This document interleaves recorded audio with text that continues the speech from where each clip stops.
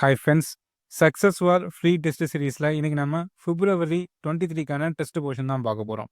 நம்ம டெய்லியுமே வரப்போகிற group 4, group 2, group 2A, group 1 இந்த எக்ஸாமுக்குலாம் யூஸ் ஆகிற மாதிரி ஃப்ரீ டெஸ்ட் கண்டக்ட் பண்ணிகிட்ருக்கோம். அது மட்டும் இல்லாமல் அதுக்கான ஓவரால் ரேங்கிங்கும் கொடுக்கும்.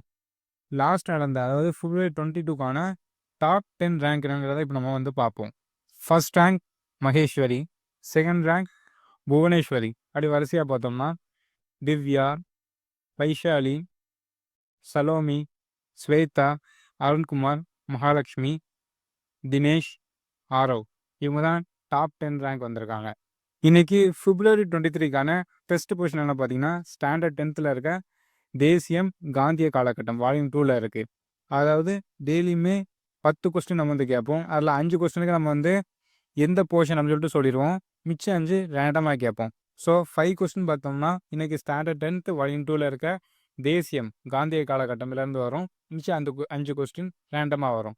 இன்னைக்கு டெஸ்ட்டுக்கான லிங்க் கீழே வீடியோவோட டிஸ்கிரிப்ஷனில் கொடுத்துருக்கோம்.